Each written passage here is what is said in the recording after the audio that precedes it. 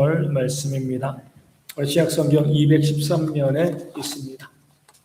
사도행전 14장 23절 말씀입니다.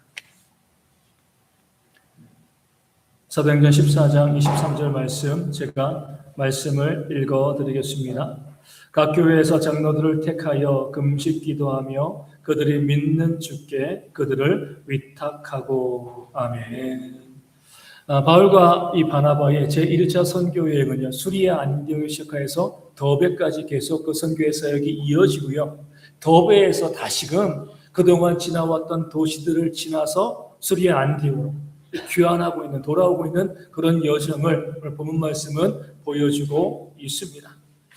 복음을 증거할 때 아주 중요한 패턴이 있었죠. 처음엔 복음을 증거할 때 어때요? 사람들이 듣고 은혜 받았지만 복음이 증거된 곳마다 시작은 복음의 역사인데 마지막은 핍박과 박해였습니다. 핍박당하고 박해당하고 심지어 돌에 맞아 죽을 뻔도 했죠. 이게 복음을 증거하는 곳에서 일어났던 복음의 패턴이 되어집니다. 그런데 지금 이 바울과 바나바는요, 자신들을 핍박했던 그 도시들을 향해서 다시 돌아보면서 지나가고 있는 그런 모습을 보여주고 있습니다. 흔히 그런 말 하잖아요. 한 번도 안 해본 사람은 있어도 한 번만 해본 사람은 없다.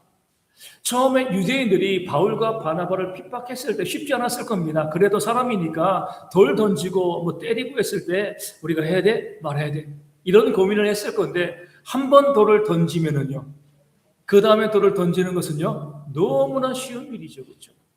그런 면에서 지금 바울과 바나바가 자신들을 핍박했던 지역으로 돌아간다는 것은요, 다시금 핍박받을 가능성이 그들 가운데 있다. 그 가능성을 알면서도 그 지역으로 지금 돌아가고 있는 겁니다. 왜 박해를 각오하면서 그들이 지나왔던 루스드라, 이고니온, 비시디아 안디옥, 이 지역, 이 성으로 다시금 돌아갔을까요? 박해가 있을 줄 뻔히 알면서도 왜 그 성을 향해서 그들이 발걸음을 옮겼는가? 오늘 말씀이 그 답을 주고 있습니다. 이렇게 말씀하고 있습니다. 각 교회에서 장로들을 택하기 위하여서 그 지역으로 돌아간 거죠. 각 교회라고 했습니다. 이 말씀은요, 바울과 바나바가 복음을 증거했던 모든 도시마다, 그 성마다 교회가 세워졌다는 거예요. 교회는요, 건물이 아니잖아요. 건물로서의 교회는 없었을 겁니다. 이 교회는요, 구원받은 성도들의 모임이 교회입니다. 그렇기 때문에 바울과 바나바가 복음을 증거하고 핍박을 받아서 그 지역을 떠났지만 그 지역에서 복음을 들었던 사람들은요, 함께 모여서 교제하고 예배하고 기도하는 그런 삶을 살고 있었다는 겁니다. 이것이 바로 교회가 되어지는 거죠. 교회의 중요한 특징이에요. 정말 구원받은 사람들은요, 모일 수밖에 없습니다.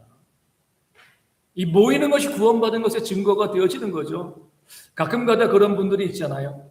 나는 이 교회 나가지 않고 그냥 나 혼자 믿음 생활을 할 거야. 예배도 드리지 않고 나 믿음이 있다고 이야기하는 그런 분들이 있습니다. 그래서 우리 그런 성도들을 뭐라고 부른다고요? 가나안 성도들, 그렇죠? 가나안 성도들. 왜 가나안 성도들이에요? 거꾸로 하면 안 나가. 그래서 가나안을 거꾸로 하면 안 나갑니다. 교회는 안 나가고 예배도 안 드려요. 방송으로 예배도 안 드리고 나는 어릴 때부터 믿어왔으니까 믿음이 있어. 이렇게 이야기하는데 이것은요, 우리 구원받은 자들의 특징이 되어질 수가 없습니다. 오늘 각성에서 그들이 교회를 이룬 것처럼 내가 구원받았으면 구원의 은혜가 내 가운데 있게 되어지면은요, 함께 모이기를 힘쓸 수밖에 없습니다. 그런 교회들이 각성에 세워져 있는 거죠. 문제는 그렇게 모인 교회들이요, 이제 갓난아이와 같은, 어린 아이와 같은 그런 교회였다는 사실에 문제가 있는 겁니다. 이 바울은요, 순회 전도자였습니다. 여러 곳 다니면서 복음을 증거하는 그 사역을 감당했죠. 우리가 주님께서 말씀하신 것처럼 밭은 휘어졌는데 추수할 일꾼이 부족했습니다. 여기저기마다 구원받을 사람들이 가득했는데 복음을 증거하는 사람들이 없었기 때문에 바울과 바나바는요, 한 도시에 머물지 않고 이 도시에서 복음을 증거하면 또 그 다음 도시로, 또 거기서 복음을 증거하고 또 그 다음 도시로 계속 다니면서 복음을 증거했습니다. 그래서 교회가 세워지긴 했지만 계속 바울이 또 바나바가 머물면서 교회를 세워가지 않았기 때문에 갓난아이, 어린아이와 같은 그런 교회가 되어졌던 거죠. 마치 무엇과 같냐면 아이를 낳았는데 부모가 없는 거예요. 아이가 어떻게 자라겠습니까? 그런 교회들인 거죠. 그런 약한 교회들이 각 성마다 세워져 있었습니다. 그래서 바울과 바나바는요, 일부러 그 교회들을 찾아다니면서 그 교회를 세울 그런 장로들, 일꾼들을 택하였다. 교회를 위하여서, 일꾼을 세우기 위해서 박해가 있어도 내가 그곳으로 돌아가겠다. 돌아가면서 각 교회마다 장로들을 택하여 세운 그런 모습이 본문 가운데 나와 있는 겁니다. 여기 나와 있는 장로들은 지금 이 시대의 교회 장로님들은 아니죠. 목사에 좀 가깝습니다. 목사도 장로라고 불리거든요. 목회하면서 교회를 섬기는, 지금 교회에서 목사와 장로의 역할을 함께 감당하는 그런 일꾼들, 그런 직분자가 각 교회에 세워지게 되었습니다. 그런 장로를 세운 이유는요, 성도들을 말씀과 기도로 양육하고요, 교회를 건강하게 세워가기 위해서였습니다. 바울과 바나바가 감당해야 될 사명이 있습니다. 복음을 증거하는 거죠. 또 각성 교회마다 그 교회 장로들이 감당할 사역들이 있었습니다. 서로의 사역들이 나눠지지만 함께 동역함을 통해서 교회가 건강하게 세워질 수 있다는 사실을 본문으로 우리 가운데 보여주고 알려주고 있는 거죠. 나 혼자 열심히 한다고 교회가 세워지는 게 아니에요. 교회는요, 성도들이 또 교회 직분자들이, 일꾼들이 함께 동역하는 모습이 있게 되었을 때 교회가 건강하게 세워질 수 있음을 말씀은 보여주고 알려주고 있는 겁니다. 왜냐면은요, 우리 각자 어때요? 장점도 있고요, 단점도 있잖아요. 100명의 교인들이 있는데 나 혼자 그 교회를 이끌어 간다 라고 하면은요, 그 교회는요, 한 가지의 장점으로만 세워지는 교회입니다. 한 사람이 이끌어 가니까. 100명의 성도들이 다 함께 동역하면은요, 그 교회는 장점이 몇 개요? 100가지가 되어지는 겁니다. 어느 교회가 건강하게 세워지겠습니까? 당연히 100명이 각자의 장점을 가지고 함께 섬기는 교회가 든든하게 세워지는 거죠. 그렇기 때문에 하나님께서는요, 교회를 어떤 한 사람에게 맡기지 아니하시고 직분자를 세우고 동역자를 세우고 함께 동역함으로 건강하게 세워가기를 원하신다. 그 사실을 말씀 우리 가운데 보여주고 있는 겁니다. 그래서 예수님께서 이 땅 가운데 오셨을 때에 12명의 사도를 세우시고요, 70명의 전도자를 세우신 겁니다. 예수님은 하나님이시잖아요. 그렇죠? 혼자 행하셔도 아무런 문제가 없어요. 능력이 넘치고도 남습니다. 오히려 예수님의 그 12명의 사도들과 동역하는 것이요, 거추장스러울 수가 있죠. 너무나 완벽한 하나님이시니까 그 하나님의 입장에서는 사람들이요, 얼마나 못나 보였겠습니까? 얼마나 한심해 보였겠습니까? 우리가 복음서를 통해서 보면 주님께서 그 12명의 제자 때문에 한숨 쉬신 그런 장면들이 많이 나옵니다. 너희가 어쩌면 그럴 수 있냐? 너희 믿음이 어디 있냐? 전능하신 하나님으로서 그 사람을 바라보게 되시면요, 당연히 답답하고요, 힘들고 어려울 수밖에 없습니다. 그럼에도 주님께서는요, 그들과 동행하는 길을 택하셨습니다. 그들과 함께하는 그런 역사를 만들어 가신 거죠. 그것이 바로 어때요? 교회이기 때문에. 다른 이유 없습니다. 교회는 함께 세워져가는, 찬양되지만 함께 세워져가는 공동체이기 때문에 그래요. 우리도 그러잖아요. 함께 동역하는 게 쉬워요, 어려워요? 어렵죠. 왜 어려워요? 상대방이 함께 일하는 사람들이 마음에 들지 않기 때문에 그래요. 그냥 나만 했으면, 나처럼만 했으면 좋겠는데, 근데 상대방은 나를 보면서 또 그렇게 생각을 하는 겁니다. 이 사람이 이렇게 해줬으면, 이렇게 헌신했으면, 이렇게 동역했으면 좋겠다는 마음을 가지고 있는데 내 마음에 들지 않는 거잖아요. 성질 나가지고 나 혼자 해야지. 이런 사람들이 참 많이 있습니다. 근데 그거는요, 교회를 건강하게 세워가지 않는 겁니다. 그 사람이 내 마음에 들지 않을 수 있어요. 예수님께서도요, 그 제자들이 마음에 들지 않았죠. 하지만 함께 하셨습니다. 그때 교회가 되어진 거예요. 내 마음에 들지 않을 수 있지만, 부족하고 연약해 보지만 그것을 끌어안고요, 그의 장점을 가지고 와서 함께 만들어 가는 것, 이것이 바로 주님께서 우리 가운데 원하시는 교회, 공동체, 동역의 원리가 되어짐을 주님께서 보여주시고 알려주신 줄로 믿습니다. 그런 주님의 모습을 본받아가지고 초대교회도요, 7명의 집사를 세웠잖아요. 그렇죠? 그렇게 7명의 집사를 세우고 난 다음에 교회가 얼마나 부흥했습니까? 그리고 또 바나바도요, 안디옥에서 복음을 증거할 때에 하나님의 능력 가운데 교회가 엄청나게 부흥했습니다. 근데 그 부흥에 만족하지 아니하고요, 이 바나바가 무엇을 했죠? 다소에 숨어있던, 은거했던 바울을 데리고 와서 함께 동역함으로 교회를 더욱더 건강하게 세웠습니다. 아무도 바울과 동역하려고 하지 않았습니다. 그의 과거가 있었기 때문에, 그 과거의 죄가 있었기 때문에 함께 동역하려고 하지 않았는데, 바나바는 과감히 바울과 함께 동역함으로 안디옥 교회를 부흥시키고요, 그리고 그리스도인이라는 놀라운 이름을 그들이 얻게 만들었습니다. 이것이 바로 동역의 중요성이 되어진, 교회에서 일꾼을 세워가야 되는 그런 모습이 되어지는 줄로 믿습니다. 그러면서 우리가 정말 교회가 건강하게 세워지기를 원한다고 하면 우리가 함께 동역하고요, 함께 일꾼을 세워가고 함께 직분을 세워가는 그런 모습이 교회 가운데 있어야 할 줄로 믿습니다. 그러면서 오늘 말씀은요, 그럼 교회가 어떻게 일꾼을 세워갈 것인가, 이 사실을 우리 가운데 보여주고 있습니다. 누가 참된 동역자가 되어질 것인가, 그 사실을 보여주고 있는 거죠. 먼저는요, 오늘 말씀을 통해서 보면 바울과 바나바는 어떻게 했습니까? 장로들을 택하여 금식 기도하며, 이렇게 말씀하고 있습니다. 금식 기도하며 장로들을 택하였다는 겁니다. 금식한다는 건 뭐예요? 밥을 안 먹는 거죠. 밥을 안 먹는 건 뭐예요? 우리의 삶은 한마디로 이렇게 이야기합니다. 먹고 사는 거잖아요. 먹는 게 사는 겁니다. 먹지 않는 것은요, 죽는 거죠. 그렇죠? 금식 기도의 의미는 뭐냐면 나 자신을 죽인다는 거예요. 철저히 나를 죽인다는 거예요. 단순히 금식 기도한다고 했을 때 밥 안 먹어, 이것이 아니라 금식 기도는요, 나를 죽이는 겁니다. 나를 죽인다는 건 뭐죠? 나를 부인한다는 거예요. 바울과 바나바라고 왜 그 각 성마다 자기 마음에 드는 사람들이 없었겠습니까? 다 있었죠. 잘 따르고요, 친밀하고 그런 사람들이 있었습니다. 보통 보면 누구를 장로로 택해요? 바울과 바나바 입장에서 그런 사람들을 택하잖아요. 저 사람은 내 편이니까, 나를 잘 따르니까, 나를 잘 떠받드니까 저런 사람들을 우리 교회의 각성의 장로로 세워야지, 이렇게 하게 되어지는데 이것이 얼마나 잘못된 것인지를 바울과 바나바는 알았죠. 내 마음에 드는 사람, 나와 더 친한 사람이 있다 할지라도 철저히 금식하며 자기들의 생각을 내려놓은 겁니다. 그런 사람을 뽑는 것이 아니라 금식하면서 하나님의 뜻이 무엇인가, 하나님께서 어떤 사람을 택하길, 세우기를 원하시는가, 그리고 그 사람을 세우는, 그렇게 세워진 자가 각성의 장로들이 되어 지었던 거죠. 이게 바로 교회에서 일꾼을 세우는, 직분자를 세우는 중요한 원리가 되어집니다. 내 마음에 드는 사람, 나랑 친한 사람, 그런 사람을 세우는 것이 아니에요.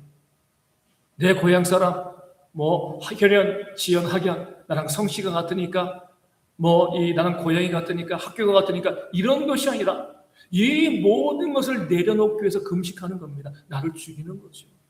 철저히 나를 죽이고 하나님께서 원하시는 사람이 누구인가 바라보며 그런 사람으로 일꾼을 세울 때에 교회가 건강한 교회로 세워지게 되어지는 줄로 믿습니다. 예전에 제가 한번 말씀드린 적이 있는 것 같아요. 제가 이제 그 서울에 있는 교회에서 고등부 교사를 할 때, 그때는 이제 아이들이 많았으니까 이 학생회 회장을 선거를 했습니다. 가을이면 학생 회장을 선거를 하는데, 저도 교사하고 다른 교사들이 서로 이야기하면서, 교사들은 투표권이 없습니다. 학생들이 자기들이 투표해서 세우는데, 우리가 이제 1년 동안 쭉 보면서, 야, 저 친구가 내년도에 회장이 되었으면 참 좋겠다, 그런 친구들이 있잖아요. 그렇죠? 딱 보여지는 친구들이 있습니다. 믿음도 좋아 보이고, 또 성실하고, 또 성품도 좋아 보이고, 야, 저 친구가 내년도에 이번에 선거하면은 회장으로 뽑힐 거야, 저 친구가 되었으면 좋겠어, 그렇게 생각하는 친구가 있었습니다. 그리고 학생들이 이제 선거를 했죠. 그 친구가 떨어지고요, 전혀 의외의 인물이 회장이 되었습니다. 교사들이 걱정했어요. 야, 왜 저 친구가 되어야 되는데, A라는 친구가 되어야 되는데, 제가 제일 나아 보이는데 왜 아이들은 A가 아니고 B라는 친구를 택했을까? 걱정되는데 1년을 지나고 나고요, 아이들이 왜 B를 택했는지 알게 되어지는 거죠. 하나님이 왜 B라는 사람을 일꾼으로 세웠는지 알게 되어지는 거예요. 너무나 잘하는 거예요. 정말 신앙이 너무나 좋은 거죠. 그래. 우리가 봤을 때, 이 사람이 맞는 것 같아. 이 사람이 좋은 것 같아. 이런 것들이 얼마나 헛된 생각인가.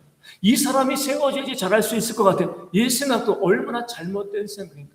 철저히 금식하며 기도하며 하나님의 뜻이 무엇인가 바라보고 그 사람을 세워야 되는데 그런 것 없이 인간의 관점으로 세워가는 것이 얼마나 잘못된 것인가. 그때 깨달아 알게 되어진 거죠. 자, 앞으로도 우리 대형교회에서 직분자를 세울 때는요, 우리가 이 고난주간 말고 한 일주일간 금식하며 기도했으면 좋을 것 같아요. 하루 3끼 다 금식은 아니고 하루 한 끼 금식하면서 하나님, 내가 바라보기에 좋은 사람이 아니라 하나님이 보시기에 좋은 사람이 이 교회 일꾼으로 세워지게 해달라고 금식하며 기도하며 일꾼을 세워가는 그런 모습이 있을 때 하나님의 동역자로서 교회를 세워가는 그런 건강한 일꾼이 세워진다는 것을 오늘 말씀 우리 가운데 보여주고 알려주고 있는 겁니다. 두 번째로 어떤 사람을 어떻게 택해야 되는가? 오늘 말씀 뭐라고 나와 있습니까? 금식 기도하며 그들이 믿는 주께 라고 이야기했습니다. 그들이 믿는 주께.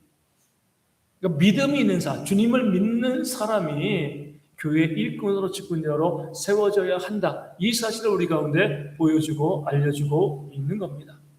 왜냐하면 일꾼은요, 누구와 함께 일하는 거예요? 주님과 함께 하는 겁니다. 내 동역자가 아니에요. 그 주님의 동역자가 되어지는 겁니다. 내 동역자를 세우는 것이 아니라 예수님의 동역자를 세우는 것이기 때문에 우리 주님을 믿는 자, 그러니까 주님을 향한 믿음이 있는 자가 교회 일꾼으로 세워져야지 교회가 건강하게 설 수 있게 되어지는 겁니다. 그럼 주님을 믿는 자는 어떤 사람이죠? 내가 주님을 믿는다라고 이야기하면 믿는 자인가요? 그거 아니죠. 내 입의 고백은요, 거짓 또 착각일 수가 있습니다. 예수님 당시의 바리새인들은 입인 말하는 것은 너무나 잘했습니다. 입은 정말 뛰어났죠.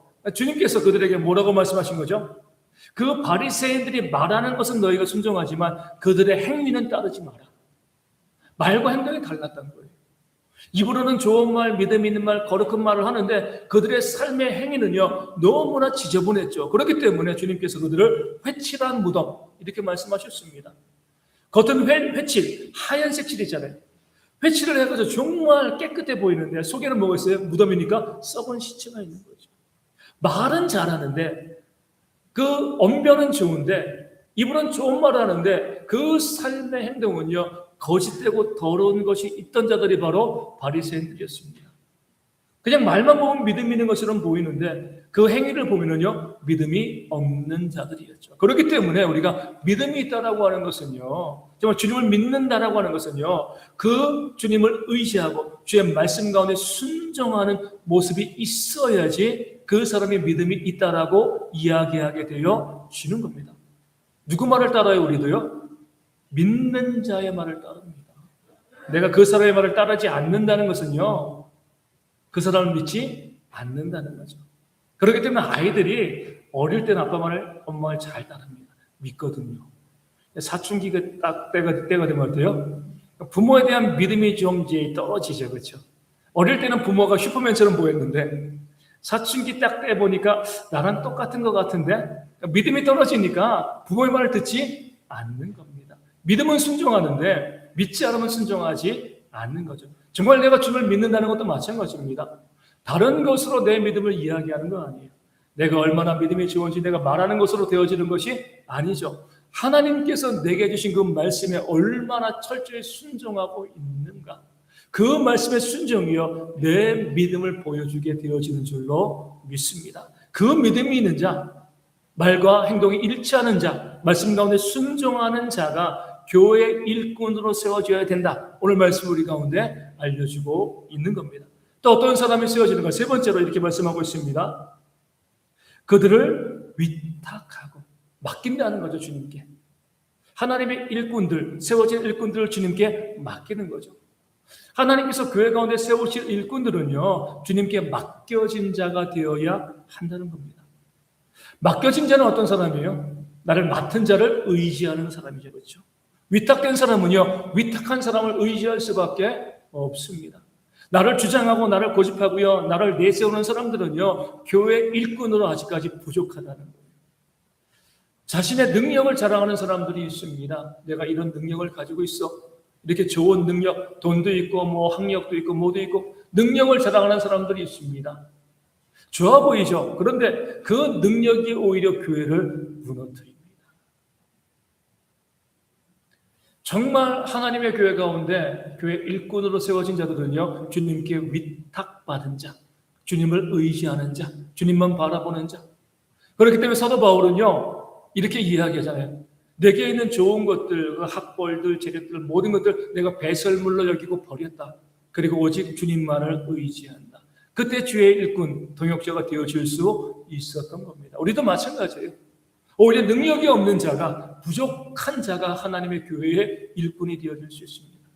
많은 능력을 가진 자가 아니라 능력이 없어서 남들이 보기에는 좀 모자라 보이는 그런 사람이요, 교회 가운데 귀한 일꾼으로 세움받을 수 있게 되어지는 거죠. 왜요? 그들은 하나님께 의지하니까요.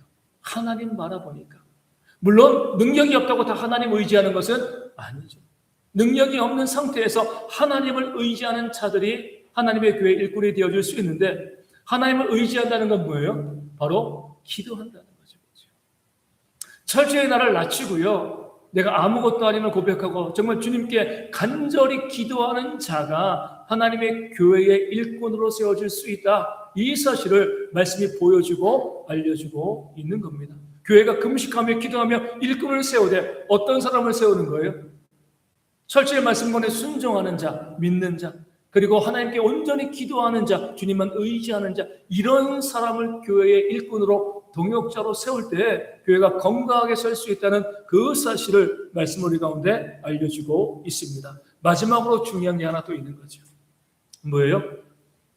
위임한다는 거예요. 위임한다는 거예요.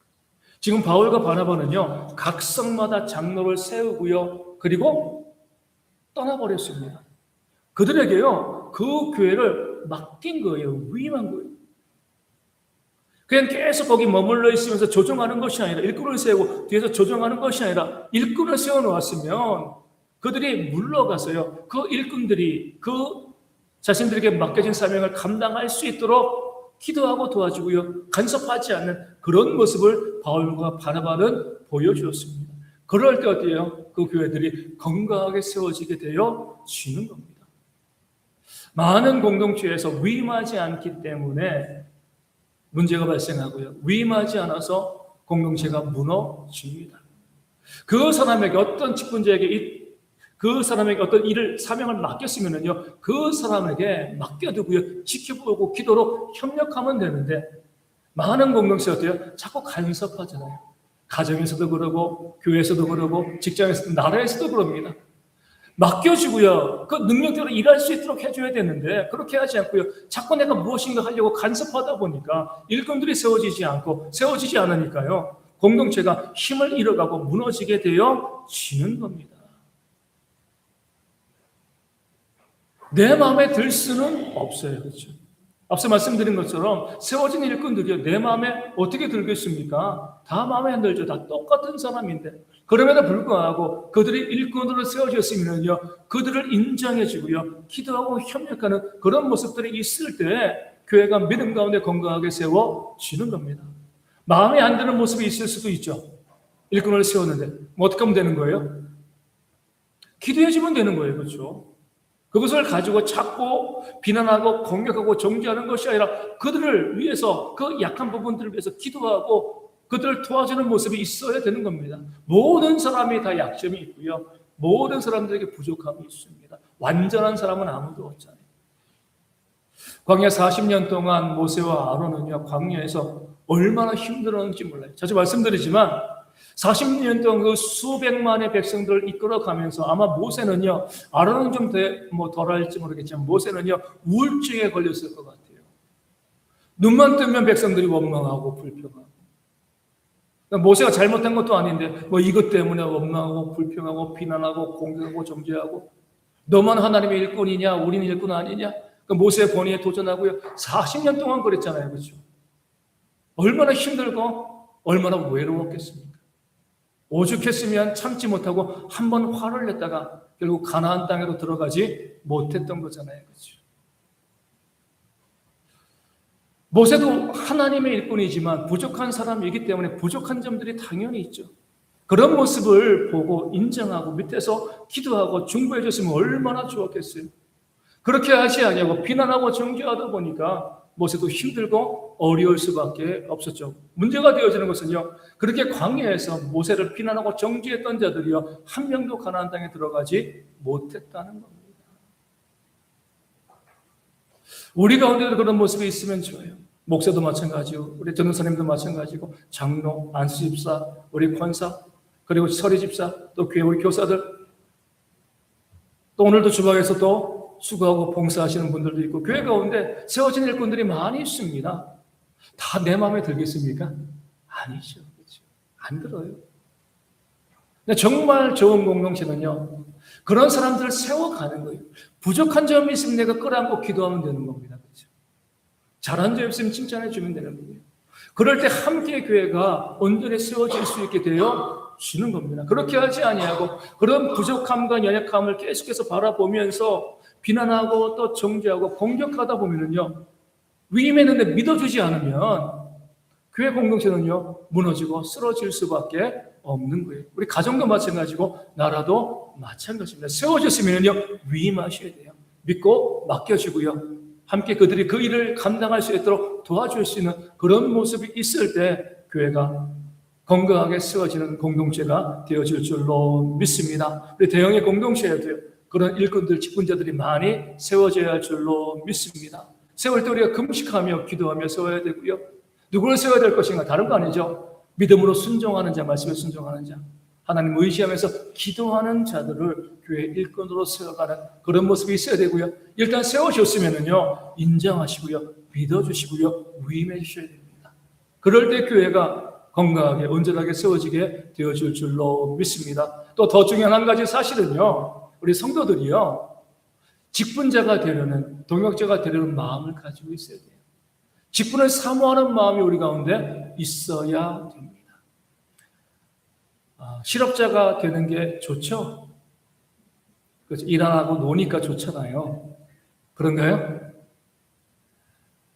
실업자가 어떻게 보면 백수가 좋긴 좋은데, 또 대부분의 사람들은 또 어때요? 직장을 가지기 위해서 애쓰고 노력하죠. 그렇죠? 열심히 일하고 또 정당한 보상이 주어진다고 하면 직장을 구하고 열심히 일하기. 물론 일하는 것이 쉽지 않죠. 힘들고 어렵죠. 하지만 무노동 무임금이잖아요. 그렇죠? 열심히 일할 자리가 있고요. 그 자리에서 열심히 일하고 내가 일하는 것만큼의 또 보수가 주어진다면 일이 힘들고 어려워도 우리는 그 일을 하는 것을 마땅하게 생각합니다. 세상의 원리가 그렇잖아요. 교회도 마찬가지입니다. 하나님이 누구에게 복을 주시겠습니까? 일하는 자에게 복 주시는 거예요. 세상에서는요, 내가 일하고 월급 받으려고 하는데 교회에서는요, 아무것도 안 하고 은혜 받고 복 받고, 이거는요, 하나님의 원리를 부정하는 겁니다. 헌신하고 수고하는 자에게, 많이 맡은 자에게 많은 것을 주시는 것이 바로 하나님의 은혜의 역사가 되어지는 줄로 믿습니다. 계속 말씀드리잖아요. 심은 대로 거두라 그랬잖아요. 내가 헌신을 심지 않고 어떻게 복을 받아 누리겠습니까? 아무것도 심은 것이 없는데 하나님께서 내게 복을 주시기를 바란다. 이것은요, 세상적으로도 말이 되어지지 않는 소리가 되어지는 겁니다. 하나님께서는 수고하는 자들에게, 헌신하는 자들에게, 일하는 자들에게 은혜와 복을 더하여 주실 줄로 믿습니다. 그렇기 때문에 성도님들이 직분에 대한 사모함이 있어야 돼요. 내가 직분자 되어지기 위해서 준비하고요, 믿음으로 또 하나님 기도로 내 자신을 준비해가는 그런 모습들도 우리 가운데 있어야 되고, 내게 주신 사명이 무엇인가 바라보면서 그 사명 가운데 함께 헌신해가는 그런 모습들이 우리 가운데 있을 때 나도 살고요, 우리 가정도 살고 이 교회도 살아가게 되어질 줄로 믿습니다. 제가 학교 다닐 때 북한에 대해서 배우잖아요. 그때 이제 북한에서 나온 표 중에 하나를 배웠습니다. 아마 기억나시는 분들이 있을 거예요. 이렇게 이야기해요. 전군의 간부화. 북한에서 그렇게 외쳤습니다. 그러니까 모든 군인들이 그냥 군인이 아니라 사병이 아니라 간부가 되어지는 것. 북한에서는 그런 표어가 있었다 그래요. 참 성경적인 표어죠. 그렇죠? 우린 전 성도의 직분자화. 그렇죠? 모든 성도들이 직분에 대한, 사명에 대한, 헌신에 대한 소망을 가지고 있어야 됩니다. 그건 내가 하나님께 은혜 받고 복 받는 길이잖아요. 그렇죠? 누구를 위해서도 아니고 나를 위해서라도 내가 헌신하고자 수고하고자 하는 그런 마음을 가져야 할 줄로 믿습니다. 지난 목요일도 우리 장로님 신방 가가지고 여기 장로님께 또 부탁했어요. 몸이 힘들고 어렵고 아파 누워 계신데도 장로님 그 침상에서도 좀 헌신하셔야 됩니다. 무엇을 헌신할 수 있어요? 우리 교회를 위해서 기도해 주세요. 우리 성도들을 위해서 기도해 주세요. 하나님께서 그 헌신하는 자에게 복을 주신다 하셨기 때문에 장로님도 힘들고 어렵지만 우리 교회를 위해서 우리 성도들을 위해서 그 침상에서 중보하며 기도하고 헌신하실 때 하나님께서 욥기 42장에 있는 것처럼 욥을 그 모든 공경에서 돌이키시는 그런 회복의 역사를 부어주실 줄로 믿습니다. 그렇게 부탁을 드렸습니다. 우리도 마찬가지예요. 은혜 받기를 원하시고요. 하나님께 복 받기를 원하신다고 하면 무엇 하시면 되는 거예요? 직분을 사모하시고요. 사명을 사모하시고 헌신하시면 됩니다. 그럴 때 하나님께서 우리 가운데 주시는 놀라운 복과 은혜가 우리 모두에게 충만히 임하고 그런 헌신한 성도를 통해서 이 대형교회도 온전히 부흥되어지는 그런 역사가 일어나게 되어질 줄로 믿습니다. 오늘 말씀처럼 우리 대형교회가 정말 일꾼들을 세워가고요. 그 일꾼들의 헌신을 통하여서 복받고 부흥되어지는 교회가 되어지도록 우리 찬송하고 함께 기도하도록 하겠습니다. 325장 함께 찬송하도록 하겠습니다.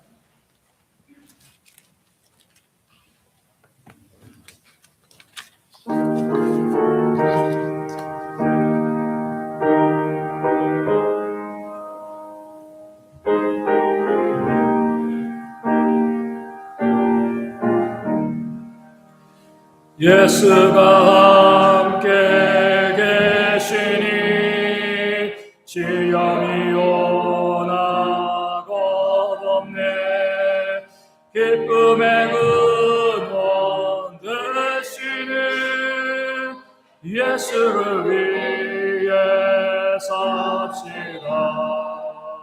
날마다 주를 섬기며 언제나 주를 기리고 그 사랑 안에 살면서 딴 길로 가지 맙시다.